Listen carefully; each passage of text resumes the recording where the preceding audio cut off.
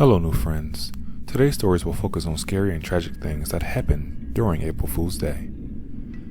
So if you're ready, I'm ready too.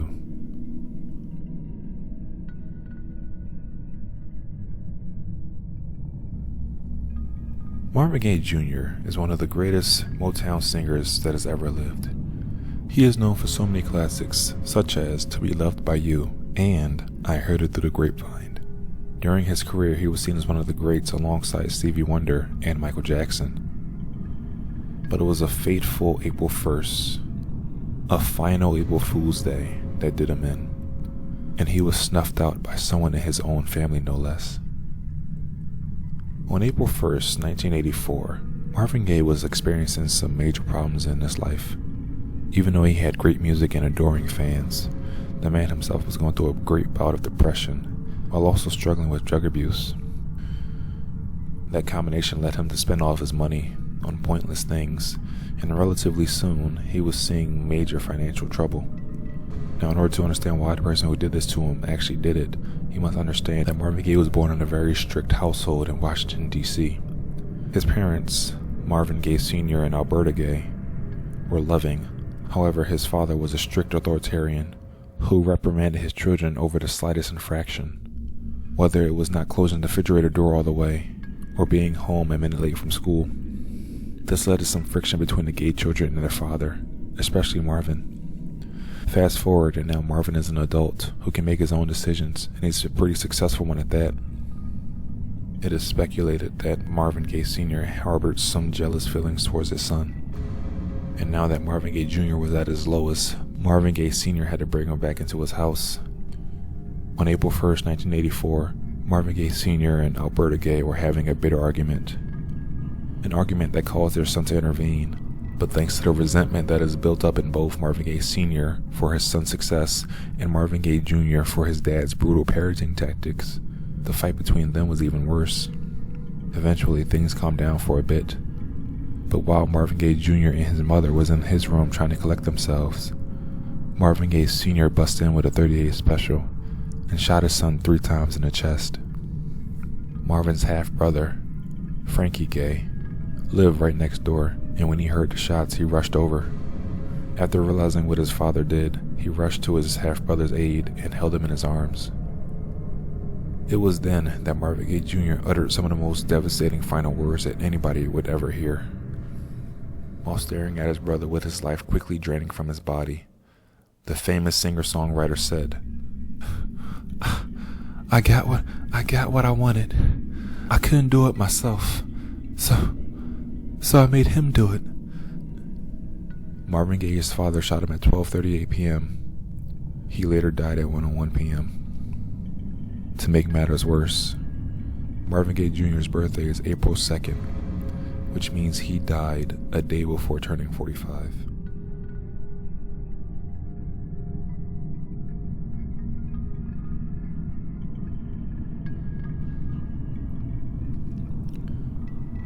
I was in a toxic, borderline abusive friendship with a girl from the ages 9 to 12. Here's some background information to give you a little understanding as to what my life was like back in the late 2000s to early 2010s. I grew up in a very tumultuous household. My parents hated each other, and my extended family, along with my immediate family, were plagued by mental illness and drug addiction. So, needless to say, I was a very anxious child who was drawn to unstable people, and suffices to say, they were drawn to me. I was a shy 11-year-old girl who, like many others before me, used the internet as a way to vent my frustrations and anger about my home life. This was the time where AOL was the main source of communication used between friends, and I was no stranger to this, along with MySpace and Facebook. However, I wasn't like the typical preteens of this era, or so I thought. This is the part where I introduce Stacy. Stacy isn't her real name, of course, as I don't want to use her real name in case she just so happens to read this. So we'll just call her Stacy. Stacy and I met in elementary school, one of the points in my life where my family situation was quite volatile, and in retrospect, I think she sensed this. I was vulnerable, and Stacy took advantage of my innocence. She never really displayed any signs of her true intentions in the beginning, as most sociopaths never really do. She would do shady things every now and again. Manipulate me into begging my mom for extra computer time until the wee hours of the morning so we could go on not safe for work websites. Ghost me when I didn't give her my favorite pen, or yell at me when I couldn't perfect a guitar solo on Guitar Hero. She did some other things to me that I believe my brain blocked out due to trauma. My mom didn't like her either. Parents always have a weird intuition when it comes to friends, and I wish to God I would have listened to my mom before Stacy did what she did to me. Stacy's behavior changed for the worse when we turned 11. Stacy was openly jealous of my success in school. Granted, she was incredibly smart herself, but she always made it a point to mock me for having great grades, and would always comment that since I wasn't pretty enough, having good grades would be a nice balance. Nice, right? As a result of her jealousy and growing resentment towards me, she began to plot my downfall. I make no exaggeration either. This girl literally tried to ruin my self-worth even more than she already had. It all began in the 6th grade. Stacy and I were remarkably close that year, and I wanted to do everything with her. We would talk all day in school, and we would chat all night on AIM. One particular evening, Stacy and I were talking about boys. Being that we were hormonal preteens, our conversations would usually turn into who we liked in school that day. Thanks to my horrible relationship with my father, I didn't really trust boys, even from an early age, so it was rare if I developed a crush on one. I remember Stacy and I's conversation going a little something like this. "Do you know Sam? The kid in my class? Yeah, why? I heard he likes you." "What? No way." "Totally, he told me." "You want me to talk to him and give him your username?" Yes, of course. Thank you, Stacy." My heart was racing. A boy liked me? Impossible. When Stacy told me that she would give Mark my username for AIM, I nearly exploded in my seat. 11-year-old me couldn't believe I was going to have my first real boyfriend. Oh, but how wrong I was. Fast forward to the next night. I was getting ready for bed when I heard the famous AOL ding sound off my iPad Touch. When I checked the notification, it was a message from MarkyBoy99. I turned red. Stacy had really talked to Mark and gave him my user. She was truly the best.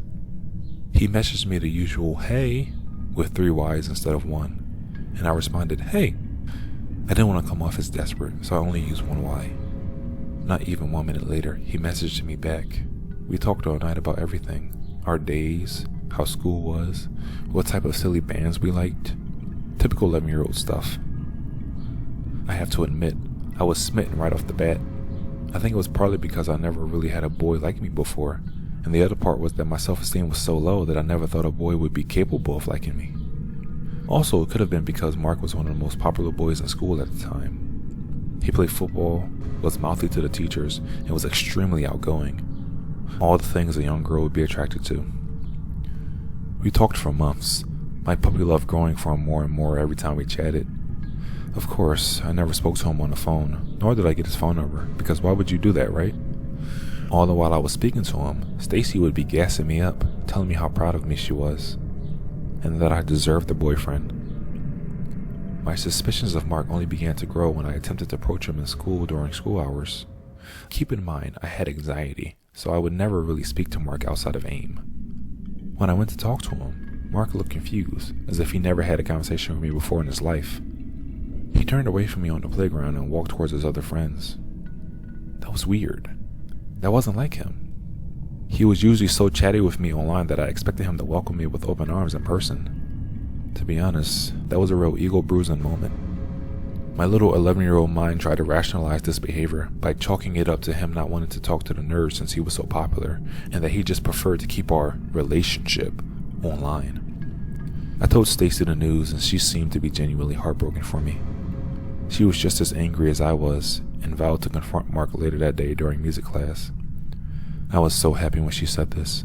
As far as I knew, Stacy had my back, and she was going to tell Mark off for being a total jerk to me. Later that night, I got a message from Mark telling me how sorry he was for ignoring me, and that he was just going through some family things. Back in love I was. I didn't care that Mark ignored me during school. I didn't care that he rejected my advances in person.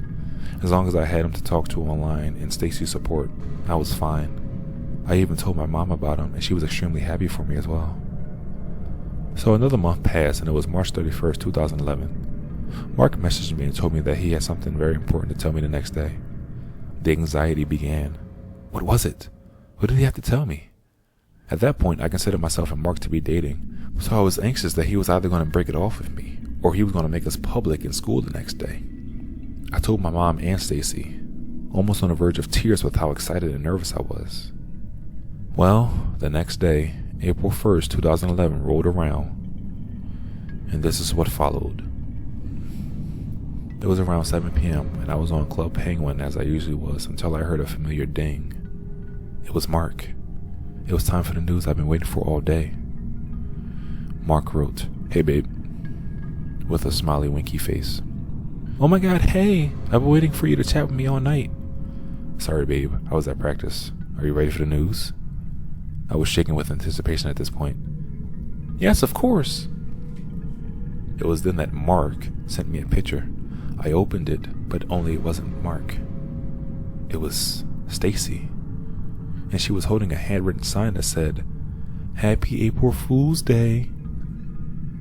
At first, I started laughing, and I mean it was an ugly laugh. It was then when the realization hit me that I started to sob. I felt betrayed and like a loser. Stacy had been Mark all along, and she had been playing this big joke since October 2010. She had been so jealous that she pretended to be someone else and string along my emotions when she knew I was already in a rough place mentally. She told me that I was stupid to even think that Mark would even like me in the first place and that I was dumb for not asking for his number. Stacy had been at this for 6 months. An 11-year-old girl plotted this whole elaborate scheme and used the most popular boy in school to make him think he liked me. She tricked me into believing that I actually had a boyfriend, all the while telling me when we hung out that she was happy for me and that Mark and I were a cute couple. I told my mom, who then called her mom. My mother was livid, to say the least. She told Stacy's mom to tell her daughter never to speak to me again. I was literally crushed. My best friend of 3 years had catfished me because she simply wanted to play a joke. I was loyal to her, but she played with my emotions simply because she could.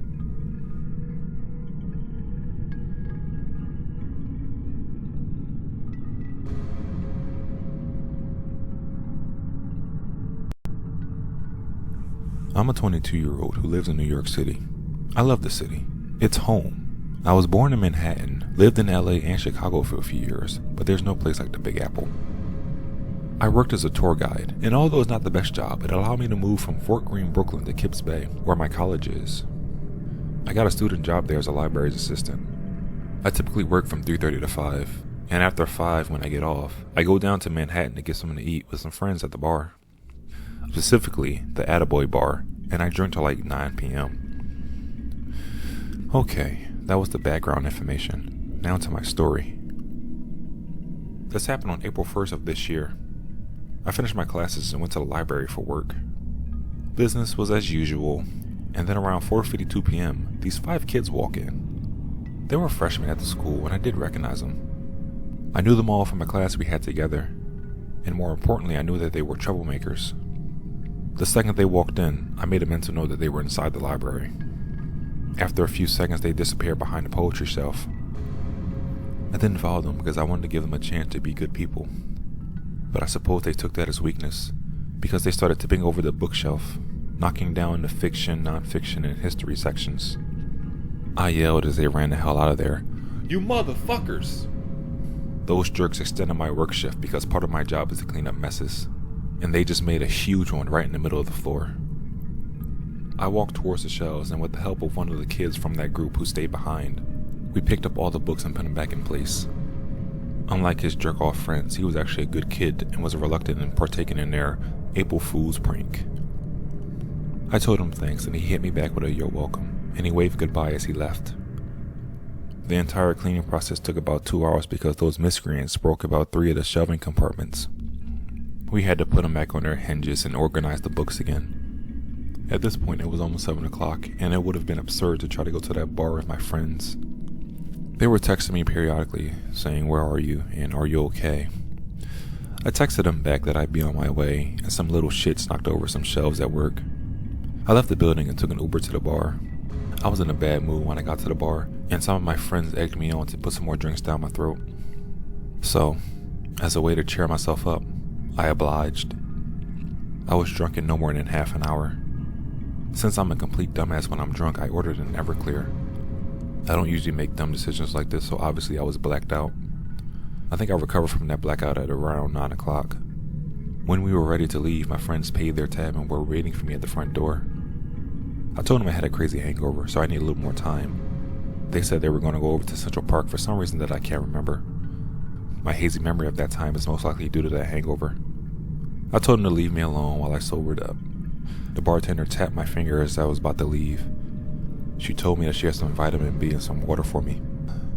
I took some of the pills, and in a few minutes I was feeling a bit better. I gave her my thanks and left the bar. I didn't want to pay for an Uber or a Lyft, so I planned to walk to Central Park to meet up with my friends. I had gotten to the edge of Central Park near the Apple store, and it was very deserted for a city that never sleeps. All of a sudden, out of the corner of my eye, I see a scrawny-ass dude with a tank top and a bulge in his pocket. He was white with a goatee and a clean-shaven head and a tattoo I couldn't make out. He walked towards me and grabbed my arm. "What are you doing?" I said. The guy reached into his pocket and pulled out a switchblade. I froze. 1 second I was on my way to Central Park at night, and now I'm being held at knife point. I didn't move because I was frozen with fear. It didn't help that he had gross breath with the old teeth that looked like butter. "What the fuck do you want, dude?" He motions to his shoulder where his tattoo was. It had a red swastika. He looked at me and said, "These are my streets, monkey. Go back to Africa." He called me the N-word after he told me to go back to Africa. I got even more scared knowing that this was a hate crime against me for being black. Hate is a powerful emotion, so God knows what he could do to me with that anger in his heart. My heart was pumping, and I knew if I didn't do something, I was going to be on the news. Luckily, he only had a hold of my arm with the blade in his other hand. I looked for areas where I could hit him. I immediately kicked the man in his crotch and ran. He fell to his knees temporarily, but got back up. He tackled me, but I was determined not to die. I struggled and rolled with him until I was on top. I began beating him senseless. His nose was becoming bloodier and bloodier by the second. One of his teeth fell out, and I stopped punching him with one final jab to the throat. He was a bloody, wheezing mess on the ground. I wasn't looking too hot either, with a cut on my nose, my chin, and my cheek. In fact, I was gushing blood from my cheek. I called 911, and they were there in 5 minutes or so. I spent 2 weeks in the hospital, and now I'm back on the streets. My friends apologized for leaving me, but it's not really their fault. I was just too lazy to get an Uber.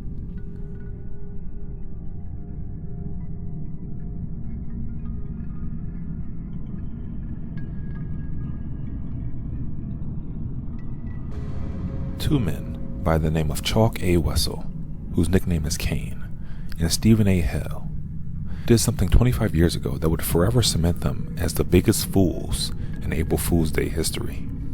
It is regarded as one of the worst real-life tragedies at that time. It was so heartbreaking that a lot of the people involved don't even want to talk about it, whether through interviews or commenting on news reports. And to be honest, they can't be blamed for their silence, because what happened on April 1st, 1998 resulted in the death of 5 people, including one of the shooters. Wessel and Hale woke up in the wee hours of April Fool's Day 1998 and carried on with their business as usual. Their business involved doing methamphetamines and being a menace to civil society. Not long after the two men woke up and chose violence, assuming they even went to sleep the night before, the spree shooters found their first victim in Jeremiah Miller. Even though Miller was no saint himself, as he was previously charged with theft, it would be hard to justify that he deserved to pay for his sins with his life, especially when he was only helping out a friend he thought he'd had in Kane Wessel. Unfortunately for the reforming family man, he was betrayed by the two after giving them a ride to an undisclosed location. He was found at 9:40 a.m. on April 1st. The then 18-year-old is survived by many loving family members, including his grandmother, Gertrude Miller. The next victim, Marlon Knepp, had no relation to the two men, meaning nothing was stopping them from coming up behind this poor man and shooting him point blank in the back of the head. And that's exactly what they did. Knepp was a lowly farm man looking to take over his family farm in the near future when his dad passed away. But lo and behold, these two meth heads didn't allow that to happen.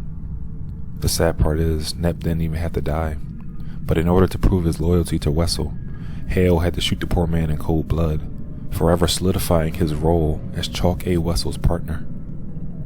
Joanne Burris was on deck to be a part of the two murderers' body count, but fortunately for her, she didn't allow them to enter her home. After leaving the house of the admittedly fortunate woman, the next person whose door they knocked on was not so lucky.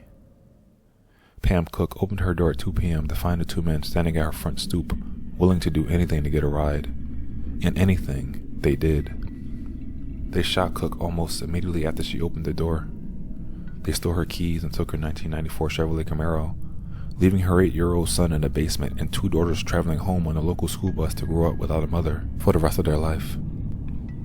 They ended their killing spree that night with 2 more victims, Larry Sims and David Shawcraft. Hale and Wessel were driving on the two farmers' private road, so the 2 men went down to their vehicle to see what was going on. When he pulled up behind them, and Shawcroft went up to the driver's side window where Wessel was seated and told him they were on private land, Wessel responded by simply shooting him in the neck and saying, "There's your private land." They then turned their weapons on Larry Sims and shot him 2 times before he fell into an embankment, where Hale walked up on him and shot him another 4 times to make sure he was dead. Their killing spree may have lasted a whole another week or even a month if this next event never happened. Hale and Wessel's psyche were slipping more and more since they were high on meth and hadn't slept in some time. This caused Stephen Hale to become suspicious of his partner Wessel, who suggested they go back to Washington, D.C., where Hale's family resides, presumably to kill Hale, his girlfriend, and his 10-month-old son. Eventually, the 2 got into an argument that prompted Kane Wessel to point his gun at his partner. In response, Hale took off running into the woods where he was shot at twice by his former accomplice. The next part's a little hazy, but it is said that forensic evidence showed that Chalk A. Wessel shot himself, and they found him holding 2 guns in his hands. No one knows why. Maybe it was the voices in his head. Maybe he felt a little bit of remorse. Who knows? But one thing that is for sure, the evil mind was finally scrubbed from this earth. Stephen A. Hale turned himself in soon after, and at his trial, he was trying to paint himself as Wessel's victim. But the jury couldn't get past the fact that he shot 2 men in cold blood, and even went to the extra effort of putting 4 extra rounds in Larry Sims' body in that cornfield. April Fool's Day is meant to be a day of harmless pranks intended to bring people together. But what these 2 fools did was more than harmless, and it changed so many lives from there on out.